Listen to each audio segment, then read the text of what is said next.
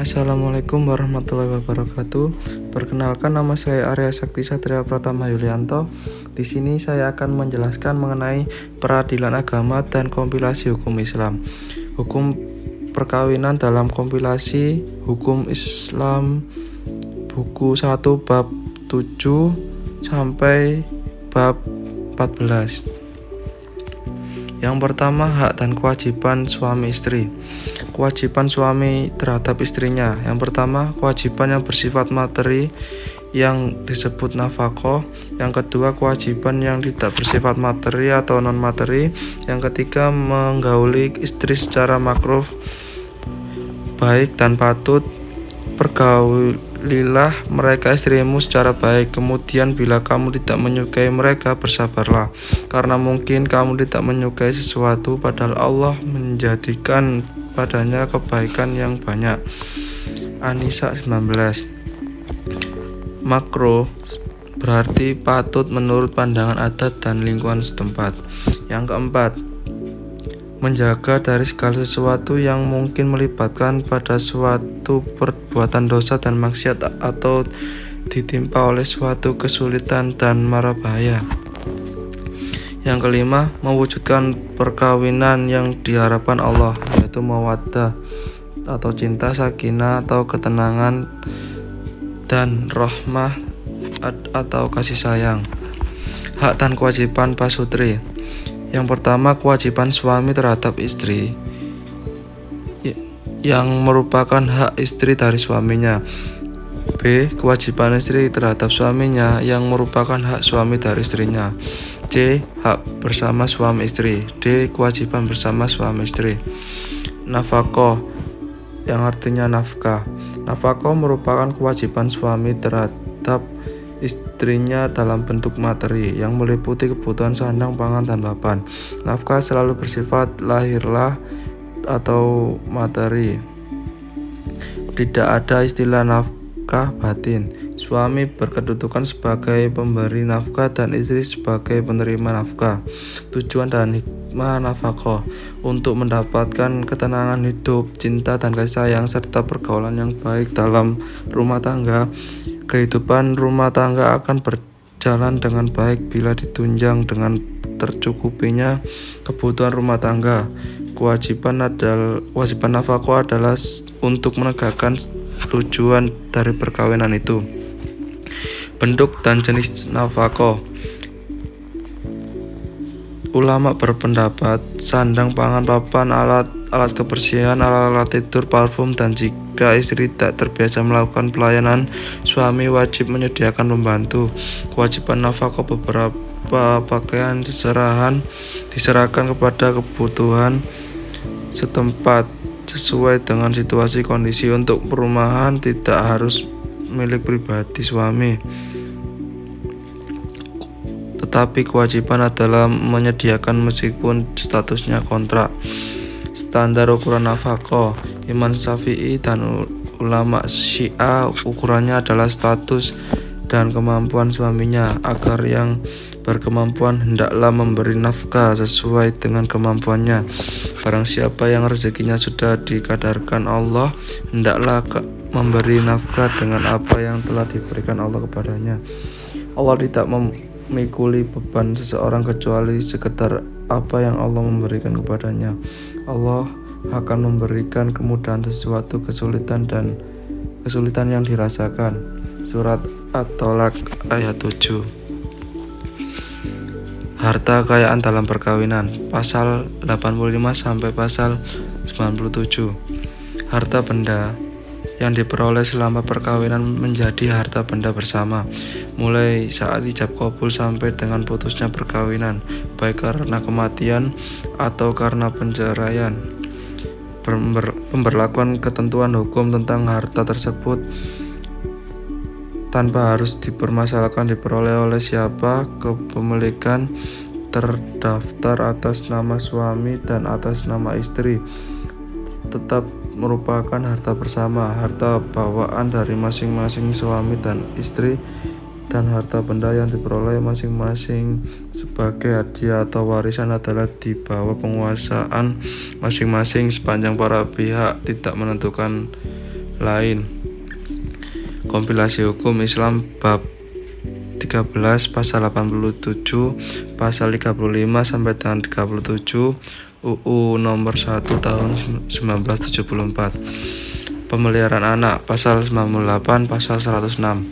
Pasal hal-hal lain yang diatur dalam kompilasi adalah tentang pemeliharaan anak yang diatur dalam bab 14 pasal 98 sampai 106. Bab yang demikian tidak ada dalam Undang-Undang Nomor 1 Tahun 1974 karena persoalannya diatur dalam hak dan kewajiban antara orang tua dan anak. Sebaliknya, dalam UU Nomor 1 Tahun 1974 ada bab khusus tentang kedudukan anak. Bab 9 pasal 42 sampai 44 yang justru tidak ada dalam kompilasi hukum Islam, akan tetapi isinya sudah termasuk dalam bab tentang pemeliharaan anak ini. Ada beberapa perbedaan antara UU Nomor 1 Tahun 1974 dengan kompilasi berkenaan dengan persoalan ini. Yang pertama, mengenai batas umur dewasa yang kewajibannya orang tua untuk melakukan pemeliharaan. Pasal 98 ayat 1 kompilasi menentukan batas usia anak yang mampu berdiri sendiri atau dewasa adalah 21 tahun. Sepanjang anak tersebut tidak bercacat fisik maupun mental atau belum pernah melangsungkan perkawinan. B. Mengenai pengertian anak yang sah selain dari apa yang ditentukan dalam pasal 42 UU Nomor 1 Tahun 1974 yang hampir sama isinya dengan pasal 99 sub A kompilasi, bahwa anak sah itu adalah anak yang dilahirkan dalam akibat perkawinan yang sah. Kompilasi menambahkan dengan hal yang kedua, yaitu hasil pembuahan istri yang sah di luar rahim dan dilahirkan oleh istri tersebut. Yang C. Mengenai pengertian anak yang sah selain dari apa yang ditentukan dalam pasal 42 UU Nomor 1 Tahun 1974 yang hampir sama isinya dengan pasal 99 sub A kompilasi dalam kompilasi bahwa anak sah itu adalah anak yang dilahirkan dalam atau akibat perkawinan yang sah. Kompilasi menambahkan dengan asal yang kedua, yaitu hasil pembuatan suami istri yang sah di luar rahim dan dilahirkan oleh istri tersebut. Yang D. Sesuai dengan judul kompilasi hanya mengenai pemeliharaan anak, maka yang diatur hanya kewajiban orang tua untuk memelihara anak. Untuk mengatur tentang kewajiban, masalah lain yang juga diatur dalam UU Nomor 1 Tahun 1974 adalah tentang perkawinan yang isinya mengandung banyak persamaan kecuali mengenai batas usia, sebagaimana yang berlaku dalam pemeliharaan anak. Putusan perkawinan pasal 113 pasal 148. Putusan perkawinan adalah istilah hukum yang digunakan dalam UU perkawinan antara seseorang laki-laki dan perempuan yang selama ini hidupnya sebagai suami istri.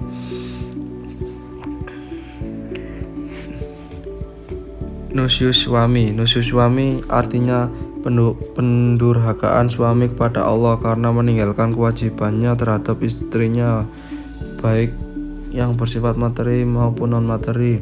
Tindakan yang diambil dalam menghadapi istri yang nusyus: yang pertama, suami memberikan peringatan dan pengajaran. Kedua, jika langkah pertama tidak efektif, maka usaha berikutnya adalah pisah ranjang, dalam arti menghentikan hubungan seksual. Yang ketiga, jika tetap tidak berubah, maka suami dapat memberikan pendidikan. Talak raj'i adalah talak 1 atau 2, di mana suami berhak rujuk selama istri dalam masa iddah. Pasal 119. Yang pertama, talak bain sugro adalah talak yang tidak boleh dirujuk tetapi boleh nikah baru dengan suaminya meskipun dalam iddah. 2. Talak bain sugro sebagaimana tersebut pada ayat 1 adalah talak yang terjadi qabla al-dukhul, talak dengan tubusan atau khuluk, dan talak yang dijatuhkan oleh pengadilan agama. Dalam pasal 113 kompilasi isinya sama dengan pasal 38 UU nomor 1 tahun 1974 yang menentukan perkawinan dapat putus karena 1. Kematian, 2. Perceraian, 3. Atas putusan pengadilan. Kemudian pasal 114 menunjukkan putusan perkawinan yang disebabkan karena perceraian dapat terjadi. Beberapa pasal yang berkenaan dengan cerai gugat UU nomor 7 tahun 1989 mengenai akibat putusnya perkawinan diatur tentang berbagai kewajiban dari suami dan waktu tunggu.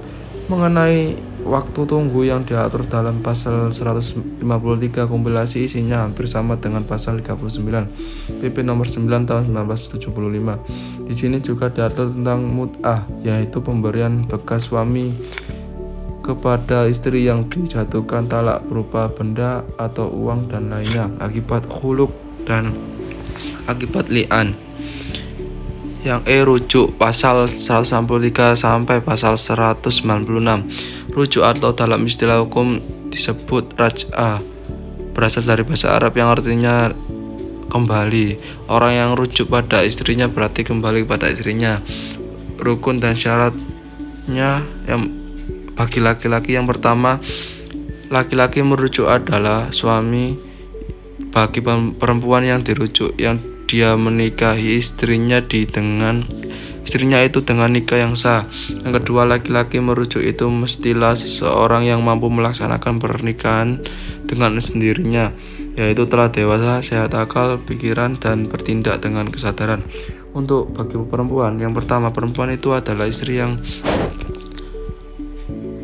sah dari laki-laki merujuk. Yang kedua, istri yang telah diceraikan harus dalam bentuk talak raj'i.